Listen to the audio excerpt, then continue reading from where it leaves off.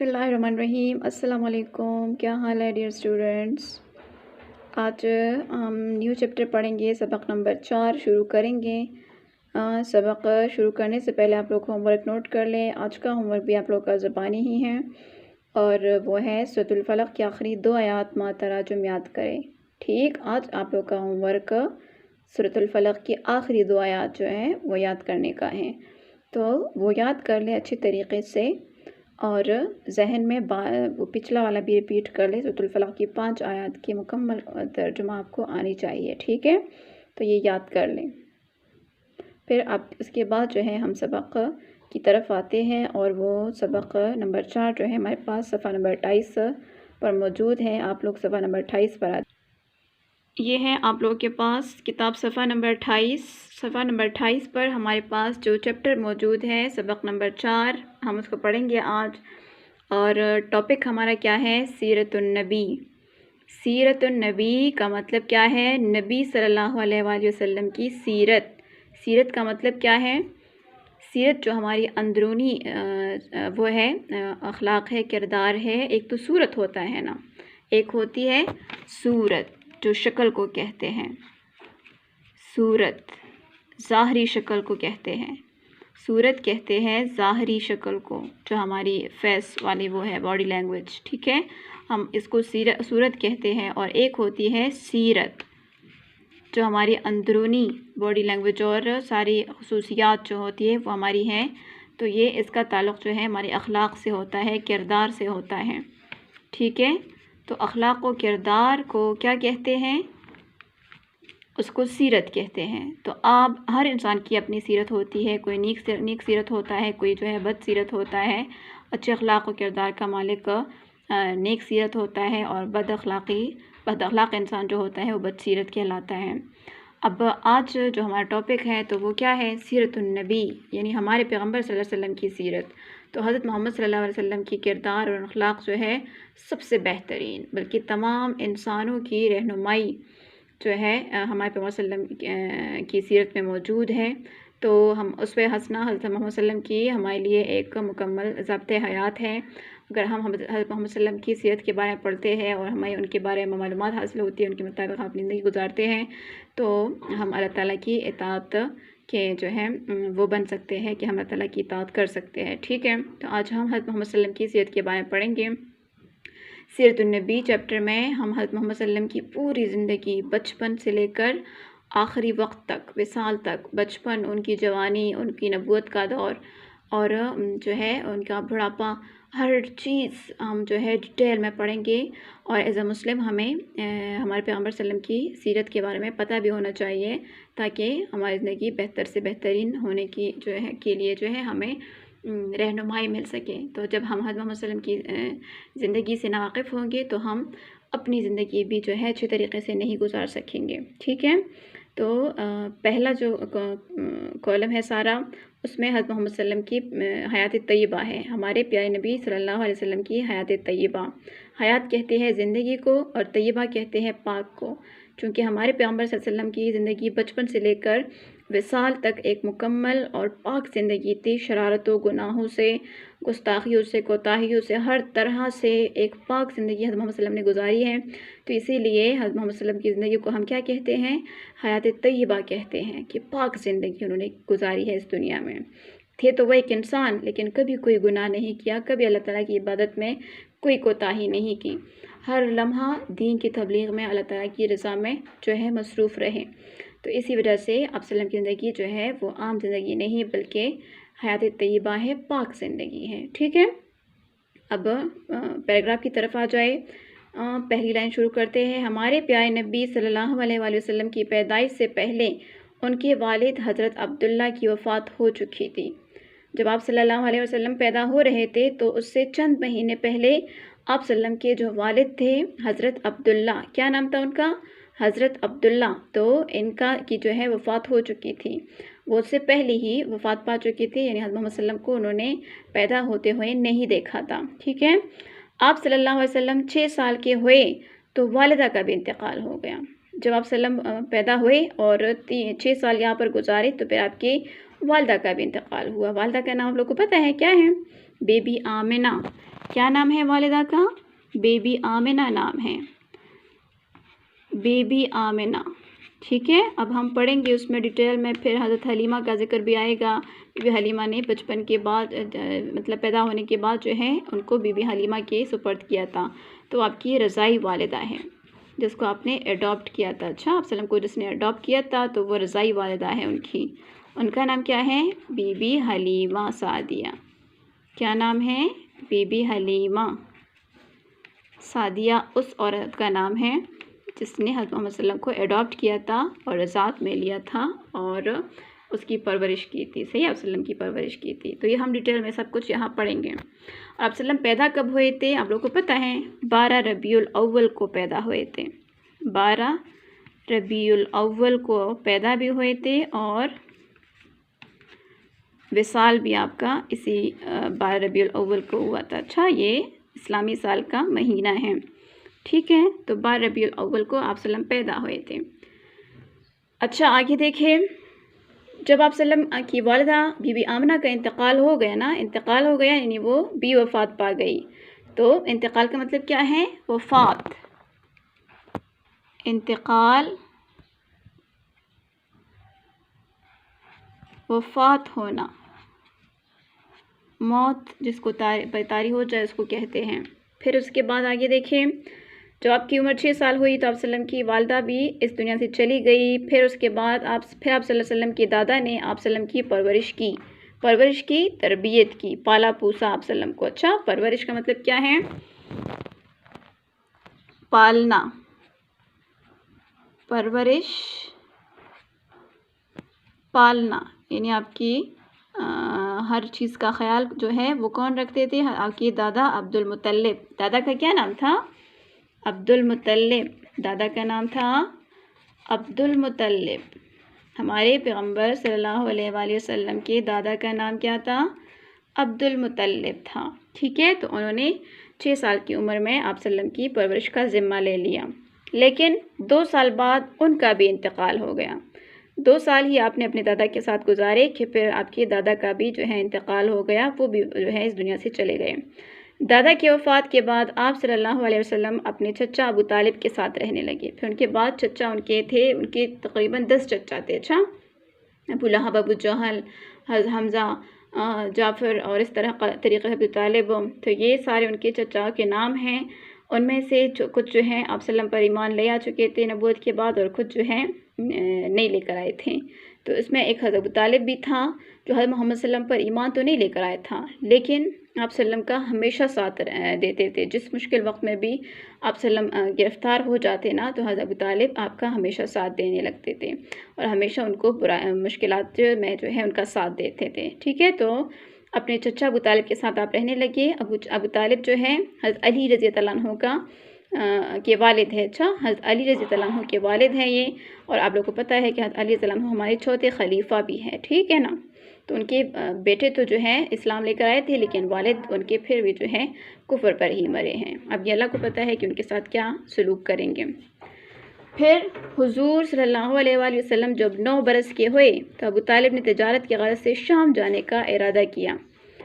یہ جب حضرت محمد صلی اللہ علیہ وسلم 9 برس کے ہوئے تو تھوڑا سا لڑکپن کا زمانہ آپ صلی اللہ علیہ وسلم کا آ گیا تھا، تھوڑے سے بڑے ہو گئے تھے اور اپنے کام آپ صلی اللہ علیہ وسلم بچپن ہی سے جو ہے اتنے شریف اور حساس تھے کہ اپنا کام خود ہی کرتے تھے۔ تو جب ابو طالب تجارت کی غرض سے تجارت کے لیے شام جانے کا ارادہ کیا، شام ایک ملک کا نام ہے، اچھا، شام ملک کا نام ہے، تو وہاں جانے لگے۔ آپ صلی اللہ علیہ وآلہ وسلم بھی ساتھ جانے کی خواہش کی۔ آپ صلی اللہ علیہ وسلم بھی چاہتے تھے کہ اب میں تھوڑا بڑا ہو گیا ہوں تو اپنے چچا کا جو ہے ساتھ نبھاؤں اور ان کا ہاتھ بٹاؤں۔ تو اس طریقے سے آپ صلی اللہ علیہ وسلم نے بھی ان سے خواہش ظاہر کی کہ میں بھی آپ کے ساتھ شام جانا چاہتا ہوں اور آپ کے کاروبار میں آپ کا ہاتھ بٹانا چاہتا ہوں۔ شام کا سفر طویل اور دشوار تھا۔ طویل تھا مطلب عرب سے آپ صلی اللہ علیہ وسلم کہاں پیدا ہوئے تھے؟ عرب میں پیدا ہوئے تھے نا، تو اس سے شام والا ملک جو ہے وہ تھوڑا بہت زیادہ دور تھا، تو یہ سفر بہت طویل تھا۔ طویل تھا، لمبا تھا۔ طویل کہتے ہیں لمبے کو، طول، طوالت جس کو ہم کہتے ہیں، لمبا سفر تھا، اور آپ چونکہ ابھی چھوٹے تھے زیادہ۔ اس طرح دشوار کا مطلب ہے کہ مشکل بھی تھا، اونٹنیوں پر سفر تھا اور بہت زیادہ جو ہے صحراؤں کا سفر تھا، تو بہت مشکل سفر بھی تھا کیونکہ گرمی کا موسم تھا اور بندے کو پیاس لگتی تھی، پسینہ تنگ کیا کرتا تھا، تو اس طریقے سے یہ لمبا، طویل اور دشوار یعنی مشکل ترین سفر تھا یہ۔ تو آپ چونکہ چھوٹے تھے تو اسی لیے آپ وسلم کو جو ہے ابو طالب اپنے ساتھ نہیں لے کر جانا چاہتے تھے، اور آپ صلی اللہ علیہ وسلم ابھی چھوٹے تھے، اس لیے آپ صلی اللہ علیہ وسلم کے چچا نے منع کیا کہ آپ میرے ساتھ نہ جائیں، یہ بہت ہی لمبا سفر ہے، آپ تھک جائیں گے، بیمار ہو جائیں گے، ابھی آپ بہت چھوٹے ہیں، سفر کی تکن اور سفر کی تکالیف آپ برداشت نہیں کر سکتے۔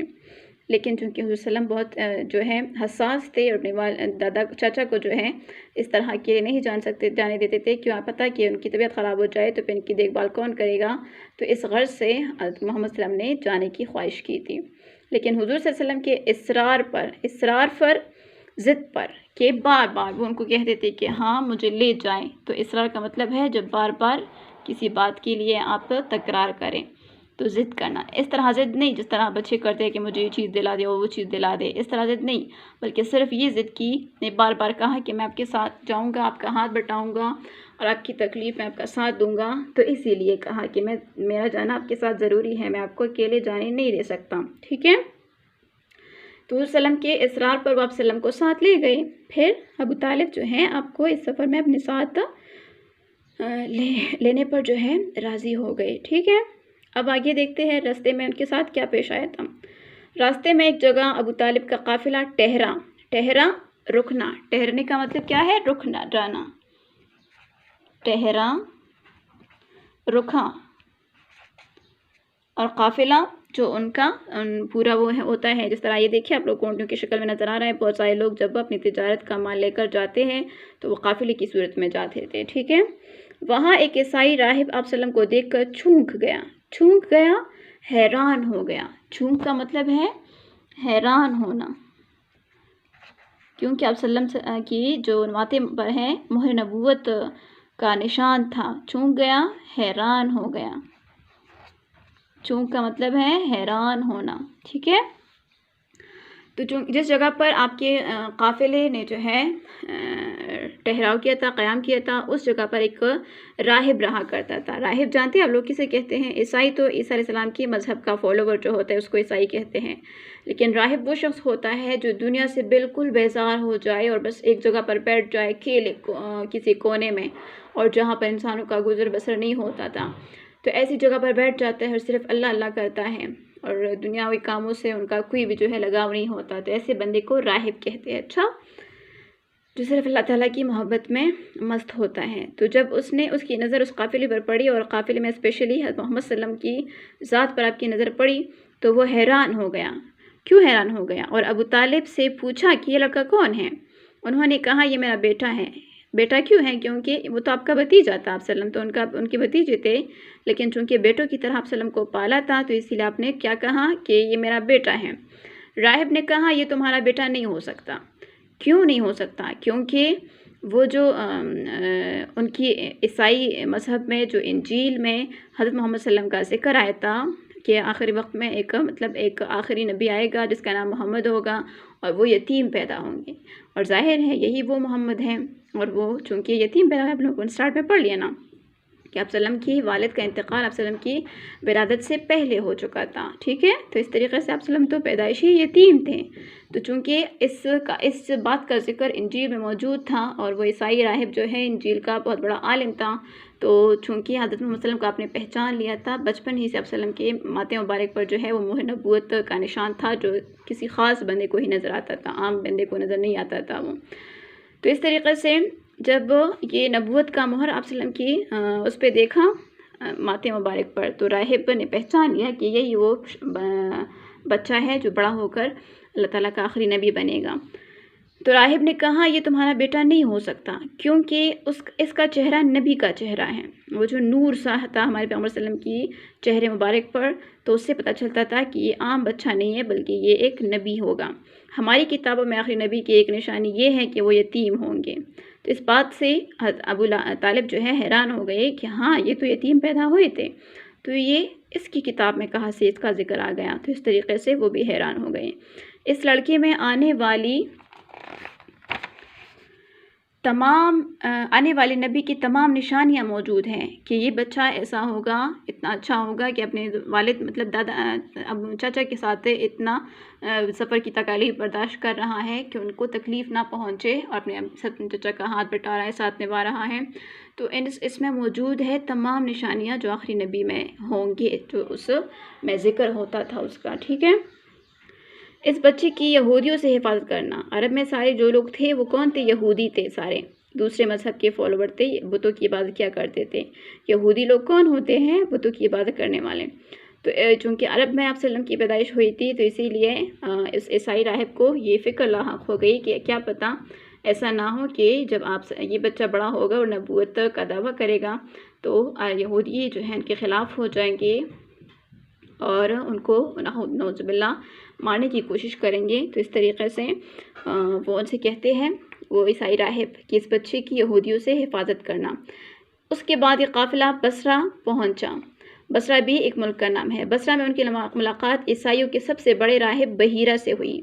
वहाँ पर भी एक राहिब था ईसाई, और उसका नाम क्या था? बहीरा नाम था उसका, उस ईसाई का नाम था। तो उनकी मुलाकात वहाँ पर बसरा में भी एक ईसाई राहिब से हुई। बहीरा ने भी अबू तालिब से हुज़ूर सल्लम के बारे में सवालात किए कि ये कौन है, आपका क्या लगता है, जिस तरह पहले वाले ईसाई ने भी सवालात किए थे। और अबू तालिब से कहा, तुम्हारा भतीजा नबी है और बड़ी शान वाला है।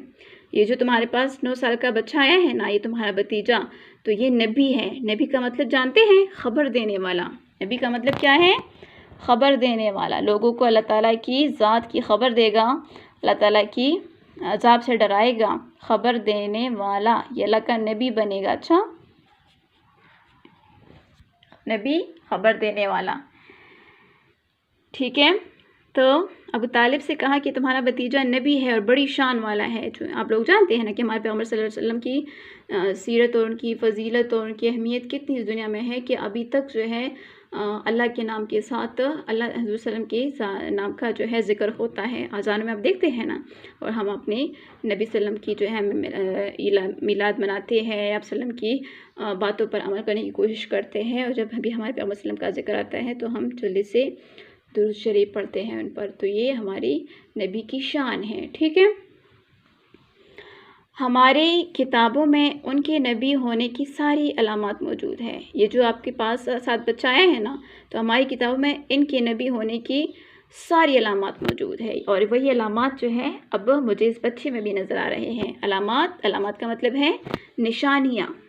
वो सारी निशानियाँ इस बच्चे में मौजूद है। अलामात, निशानियाँ कि उनका चेहरा पुरनूर होगा, वो बच्चा यतीम होगा, अपने चचा के साथ सफ़र करेगा, और इस तरीके से सारी बातें जो है इंजील में मौजूद थी। यहूदियों से इनकी पूरी हिफाजत करो कि यहूदी इनको कोई तकलीफ़ ना दें। अगर उन्होंने इनमें निशानियाँ देख ली तो वो उन्हें नौज़ुबिल्लाह कत्ल करने की कोशिश करेंगे। ठीक है, अबू तालिब बहीरा की बातों से खौफज़दा हो गए, डर गए, डर गए कि ये क्या हो रहा है। मैं तो अपने बच्चे को इसलिए नहीं लेकर आया था जिसके साथ मतलब ये सब कुछ हो रहा है। ठीक है, तो वो डर गए और उन्होंने अपना सामान बसरा में ही फ़रोख्त किया, बेच दिया। फ़रोख्त का मतलब है बेचना, कि पैसे ले और आप अपना माल किसी दूसरे को दे दें। फ़रोख्त किया, बेच दिया। ठीक है, आप सल्लम ने अपना माल जो है तिजारत का अपने साथ जो लेकर आए थे वो वहाँ पर बसरा में ही फ़रोख्त किया और शाम तक नहीं गए, और आप सल्लल्लाहु अलैहि वसल्लम को लेकर मक्का वापस आ गए। इंतहाई परेशान थे आप सल्लम, तो इसी वजह से अबू तालिब जो थे बहुत ज़्यादा परेशान थे, तो इसी वजह से वो आप सल्लम को और आगे नहीं लेकर जाना चाहते थे कि क्या पता आगे क्या हालात हो। तो इस वजह से आप सल्लम को जो है उन्होंने शाम तक ही अपने साथ नहीं लेकर गए और वापस ही बसरा से ही वापस मक्का आ गए। ठीक है, तो इस तरीके से ये हज़रत मोहम्मद सल्लम की ज़िंदगी के बारे में थोड़ी सी 2-3 वाक़यात थे जो मैंने आप लोगों को पढ़ा दिए हैं, और उम्मीद है आप लोग को समझ आ चुकी होगी। और हमारे पैगम्बर सल्लम की बचपन के हालात थे ये थे। अब उसके बाद जो है इंशाअल्लाह कल की क्लास में हम हज़रत मोहम्मद सल्लम की जवानी के ज़माने के जो है सारे हालात वाक़यात पढ़ेंगे कि आप सल्लम की जवानी का ज़माना कैसा था। अच्छा, बचपन का ज़माना इस तरह था। ٹھیک ہے، سمجھ آ گئی ہے؟ آج اپنا ہوم ورک بھی اپنا کر لیں اور اس سبق کو ایک دفعہ ریڈ بھی کر لیں جتنا پیراگراف میں نے پڑھا دیا ہے. ٹھیک ہے، اللہ حافظ.